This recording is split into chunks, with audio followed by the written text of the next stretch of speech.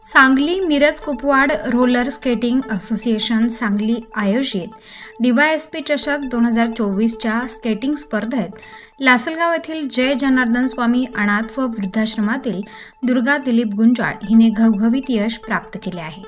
या यशाच्या मागे दुर्गाचे national coach Shyam sir Chaudhari यांची मेहनत असून दुर्गा ही महाराष्ट्रभर स्केटिंग खेळली, परंतु सांगली येथे मानाचा समजला जाणारा DYSP चषक 2024 दुर्गाने दणदणीत विजय मिळवला।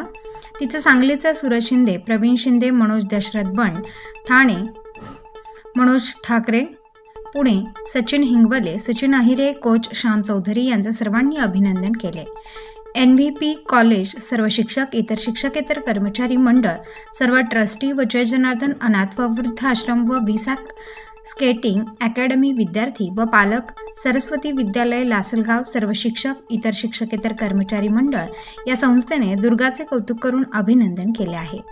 अनाथांचे नाथ परमपूज्य स्वामी वासुदेव नंदगिरी गुरु मौनगिरी तथा बहुरूपी महाराज, आध्यात्मिक शिरोमणी श्री श्री 1008 स्वामी शिवगिरीजी महाराज, परमपूज्य स्वामी जनेश्वर गिरी महाराज, परमपूज्य बालक नंदगिरीजी महाराज, परमपूज्य साई नंदगिरी महाराज यांनी आशीर्वाद देऊन शुभेच्छा दिल्या आहेत।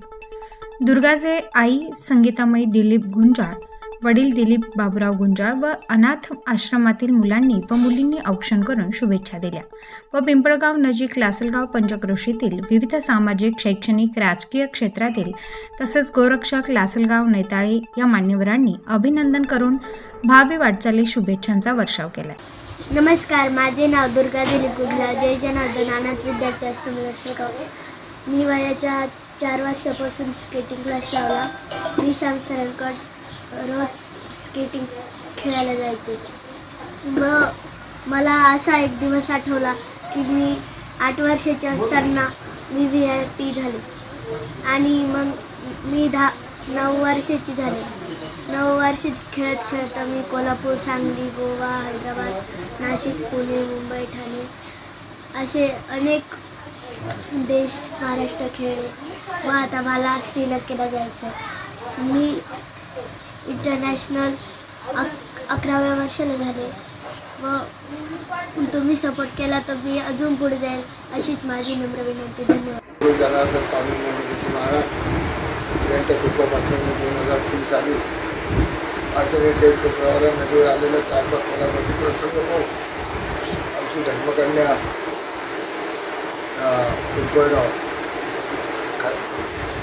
मुलं आणून या मुलांचं संगोपन कसं करणार त्या हेतूने 2003ला ही अनाथ आश्रमाची शाळा बंद केली। आतापर्यंत महाराष्ट्रातील भाविकांच्या साहाय्याने, भक्तांच्या प्रेमाने 105 मुलींचे लग्न आजच्या धरून झालेले आहे। 61 मुलांचे लग्न। स्टार न्यूजसाठी मुकुंद आव्हाड, निफाड।